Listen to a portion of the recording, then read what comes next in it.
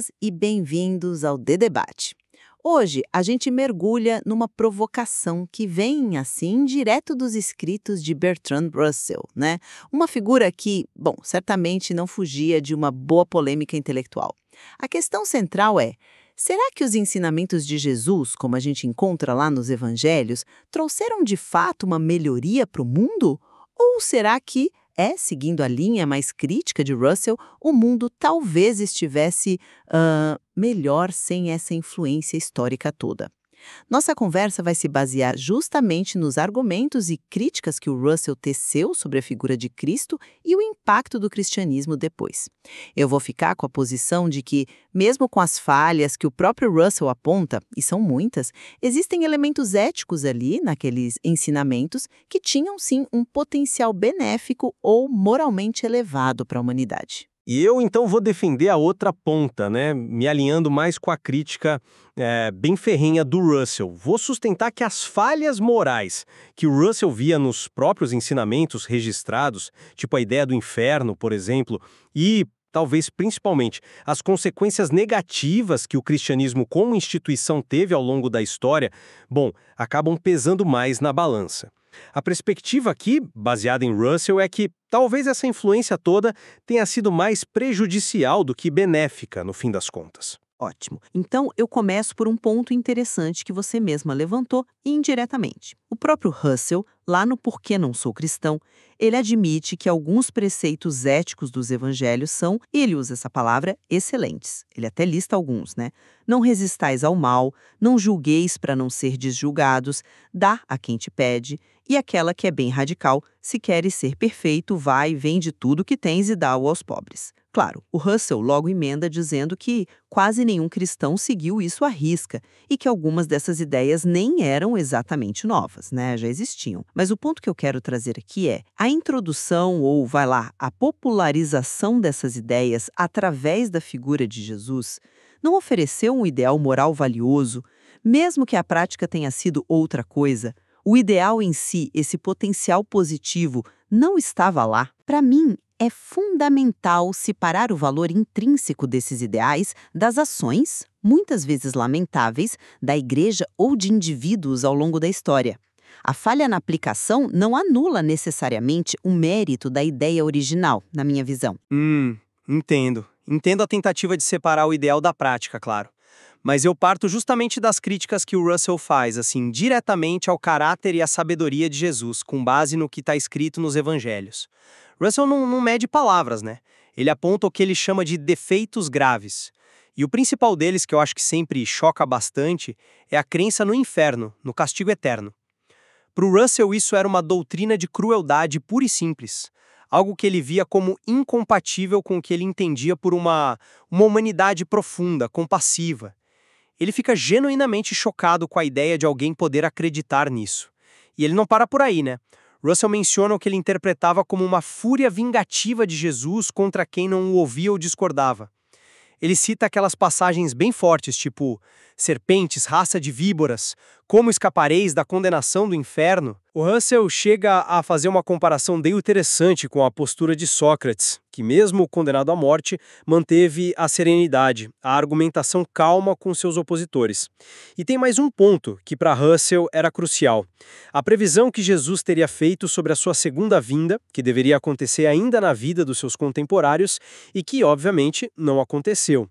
Para o Russell, isso era uma prova clara de que Jesus não era superlativamente sábio, como se alegava.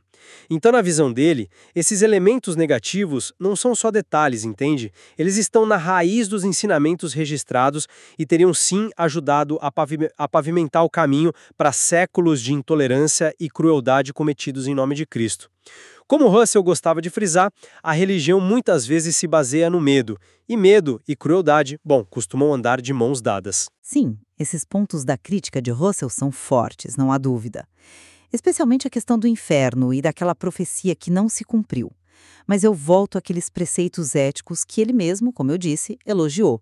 Não resistir ao mal, não julgar, dar a quem pede, a ideia do desapego radical. Mesmo que a gente admita que, tá bom, não foram ideias 100% originais ou que foram pouquíssimo praticadas ao longo da história, elas não representam um ideal moral elevado? A presença dessas ideias no coração dos ensinamentos não sugere uma base ética potente, um potencial para o bem. Talvez essa base coexistisse com outras crenças que hoje nos parecem sim problemáticas, como o inferno, ou com falhas na figura histórica, como a questão da profecia. Mas a questão que me parece central é o conjunto da obra, sabe? O balanço geral dos ensinamentos. Trouxe ou poderia ter trazido algo positivo? Será que o valor desses ideais éticos não sobrevive, mesmo diante das críticas ao resto? Mas é justamente aí que a análise de Russell, para mim, ganha profundidade. Ele não via esses defeitos como notas de rodapé, entende? Ele via como características centrais que comprometiam a própria figura moral que é apresentada nos evangelhos. A crença no inferno, para ele, não era só uma questão teológica datada, era um indicativo moral fundamental. Ele escreve algo como: "Não consigo conceber que uma pessoa genuinamente humana possa acreditar em castigo eterno." É uma afirmação muito forte sobre a incompatibilidade entre essa crença e a compaixão real. E a linguagem é agressiva contra os oponentes, essa coisa de raça de víboras, as descrições do choro e ranger de dentes. Russell interpretava isso como falta de controle emocional, falta daquela serenidade que ele tanto admirava em filósofos como Sócrates diante da discordância ou da oposição. Para Russell, não era a postura que se esperaria de alguém considerado o auge da sabedoria e da moralidade. Negação de uma sabedoria divina ou superlativa. Portanto, na leitura de Russell, esses não são só pontos para a gente ficar debatendo academicamente. São evidências que ele usa para questionar frontalmente a ideia de Jesus como o melhor e mais sábio dos homens. Ele sugere que essa imagem idealizada, no fundo, não se sustenta diante do próprio texto bíblico quando lido criticamente. Ok, você está focando bastante nas críticas do Russell à figura de Jesus, tal como ela é descrita nos evangelhos. E isso nos leva a outro ponto que eu acho fundamental nesse debate, que é a relação entre esses ensinamentos, né, com seus potenciais problemas e qualidades, e o impacto real, histórico da igreja que surgiu depois. Eu reconheço as críticas duríssimas de Russell à história do cristianismo institucional, à intolerância, à perseguição, à resistência ao progresso científico em vários momentos. Mas será que a gente não pode, ou talvez não deva, separar um pouco as coisas? A corrupção de uma instituição ou as ações terríveis de pessoas que se diziam cristãs ao longo dos séculos, isso invalida automaticamente o valor dos ideais originais? Por exemplo, o mandamento de amar o próximo ou a instrução de não julgar. Mesmo que a igreja, como Russell argumenta, tenha muitas vezes agido contra o progresso ou imposto uma ética sexual que ele via como restritiva e prejudicial, isso apaga o valor intrínseco daquelas primeiras ideias éticas? A falha não estaria mais na implementação humana e não necessariamente no ideal em si? Olha, essa separação é tentadora, eu admito. Mas o Russell argumenta, e de forma bastante persuasiva, na minha opinião, que, historicamente, a força que realmente moldou a sociedade ocidental não foram tanto os ensinamentos éticos de Jesus que ele achava que tiveram, e essa frase é forte, extraordinariamente pouco a ver com a ética real dos cristãos na prática, mas sim a igreja como instituição de poder. Ele é muito claro nisso. A igreja foi a principal força social e política do cristianismo por séculos. E o balanço que o Russell faz dessa força é esmagadoramente negativo. Ele lista caso após caso a oposição da igreja ao avanço do conhecimento científico, lembrando de Galileu, claro, mas também de Darwin e até Freud, a imposição de uma ética sexual que ele considerava mórbida e antinatural, causadora de muito sofrimento psicológico e social, o papel central da igreja na promoção da intolerância e da perseguição, algo que o Russell ligava à herança judaica da crença em uma única verdade revelada e na retidão exclusiva, né? E o apoio histórico da igreja a estruturas de injustiça, como a escravidão em certos períodos, ou a oposição a reformas sociais e econômicas que pudessem talvez aliviar a pobreza. Russell chega a fazer uma observação que é brutal. As épocas de maior fervor religioso na Europa foram também as épocas de maior crueldade. Isso para ele derrubava completamente a ideia de que a fé cristã por si só melhora a moralidade prática das pessoas ou das sociedades. Então, para o Russell, o impacto histórico real e dominante do fenômeno cristianismo veio muito mais das estruturas de poder dos dogmas problemáticos e das alianças políticas da Igreja do que daqueles ideais éticos bonitos que, segundo ele, eram convenientemente ignorados na maior parte do tempo. Mesmo aceitando essa análise histórica super crítica da igreja feita pelo Russell, que, convenhamos, é difícil de refutar em muitos pontos, será que a gente não pode pensar na mensagem central de uma outra forma? Muitos argumentariam que a essência do que Jesus pregava era o amor, né? Amor a Deus e, talvez mais importante ainda, amor ao próximo, incluindo até os inimigos. Esses seriam os grandes mandamentos. Mesmo que a prática histórica tenha assim sido desastrosa em muitos momentos, como você e Russell apontam, e talvez até tenha sido alimentada pelo medo da condenação que você mencionou, será que a proposta original, esse ideal de amor e compaixão radical, não teria um valor intrínseco, uma semente positiva que ainda assim valeria a pena considerar? Não seria esse o verdadeiro legado, apesar de todas as distorções que vieram depois? Essa leitura focada no amor é comum, claro que é. Mas a análise do Russell sobre a psicologia por trás da religião é bem mais cética. Ou talvez realista, né? Depende do ponto de vista. Ele argumentava que a religião, na sua base mais profunda, não brota do amor, mas sim, e ele diz isso, primária e principalmente do medo. Medo do desconhecido, medo do fracasso, medo da morte. Ele fala daquele desejo quase infantil por um irmão mais velho, sabe? Uma figura protetora que nos salve das dificuldades e dos perigos da vida. E a conclusão dele é sombria. O medo é o pai da crueldade. Para Russell, não era coincidência que a história das religiões, e ele incluiu o cristianismo nisso, estivesse tão marcada pela violência e pela intolerância. Ele viu uma ligação direta entre o medo do inferno, medo da ira divina, medo do diferente e a capacidade humana para a crueldade. Não só más interpretações que vieram depois. Então a questão que o Russell levanta é, mesmo que o amor seja pregado na superfície, se a estrutura emocional e doutrinária por baixo é movida pelo medo do castigo eterno, qual sentimento realmente vai prevalecer e ditar as ações e principalmente o impacto histórico? Para Russell, a resposta era clara, foi um medo e as consequências foram, muitas vezes, terríveis. Certo. Entendi a linha de raciocínio do Russell sobre o medo como esse motor principal. Mas vamos voltar um pouco à questão da disseminação das ideias que eu toquei antes.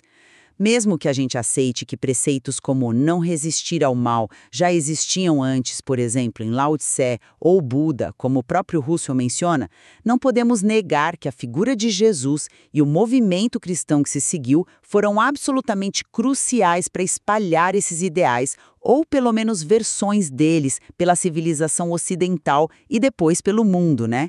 A originalidade pode ser, vá lá, debatível, mas a influência na propagação de certos conceitos éticos, perdão, caridade, o valor intrínseco do indivíduo, essa influência é inegável. Será que esse papel de catalisador e disseminador não conta como um ponto positivo na balança, independentemente da originalidade ou das falhas posteriores na prática? O Russell aborda isso também, e de forma bem direta, como era o estilo dele. Ele não só questiona a originalidade, o que para ele já diminuiria a singularidade de Jesus como mestre moral, mas ele vai além. E esse é o ponto que eu acho mais forte no argumento dele. Ele argumenta que, historicamente, os próprios cristãos e a própria igreja ignoraram sistematicamente justamente aqueles preceitos que ele mesmo considerava excelentes. A não resistência ao mal foi substituída por quê? Guerras santas, perseguições, inquisição. A caridade radical de vender tudo e dar aos pobres. Virou uma instituição riquíssima, com terras, poder. O não julgamento deu lugar a tribunais eclesiásticos e a condenação ferrenha de hereges e dissidentes.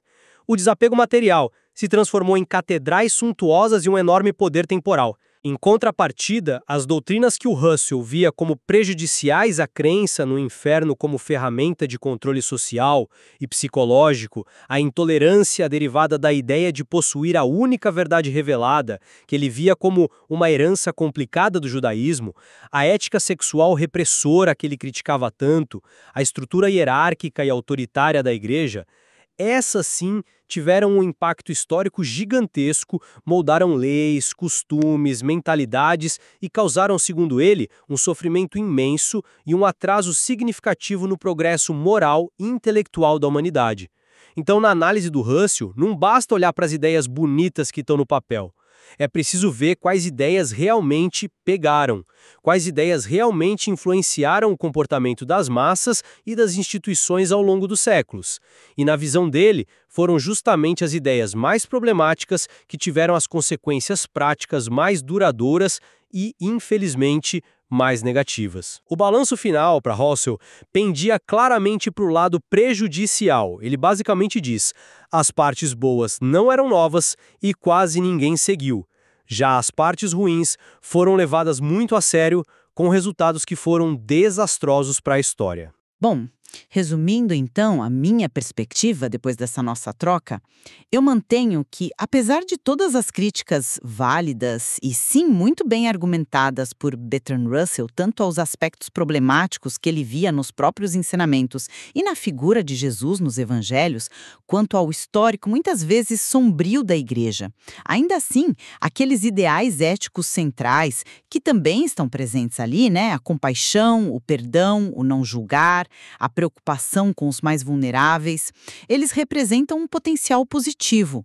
Eles ofereceram um horizonte moral que, mesmo que raramente atingido e frequentemente distorcido, teve, talvez ainda tenha um valor.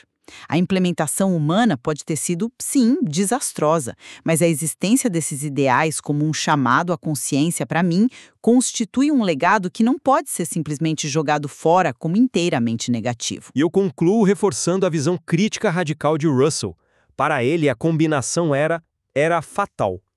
Por um lado, falhas morais intrínsecas nos próprios ensinamentos registrados, a crueldade que ele via na doutrina do inferno, a intolerância que ele percebia já ali implícita, a falta de sabedoria em profecias que não se cumpriram. Por outro lado, o impacto histórico que ele via como esmagadoramente negativo da instituição que se ergueu sobre esses ensinamentos, a Igreja, com sua longa história de violência, de oposição ao progresso científico e moral, de imposição de uma ética sexual que ele considerava danosa. Essa combinação levou Russell a questionar muito seriamente se a influência geral do cristianismo não teria sido mais um obstáculo do que uma ajuda para o desenvolvimento humano. A pergunta que ele deixa no ar, e que a gente meio que ecoa aqui, é se o mundo de fato não teria encontrado caminhos talvez mais saudáveis, menos dolorosos, sem essa figura específica e o legado complexo e, sem dúvida, contraditório que ela deixou. A questão do impacto histórico de Jesus e do cristianismo é de uma complexidade gigantesca, né? Não tem mesmo resposta fácil ou simples. A análise de Russell, mesmo ouvindo de um crítico tão declarado, é fundamental porque nos força a pensar sobre essa relação tão complicada entre religião, ética, poder e história, sem cair em idealizações fáceis. Exatamente, e os escritos de Russell sobre isso são muito mais extensos e detalhados do que a gente conseguiu cobrir aqui, né? Levantam muitas outras camadas para a gente explorar. Então fica a provocação para quem nos ouve continuar essa reflexão. Como sempre, a conclusão final, bom, é de cada um.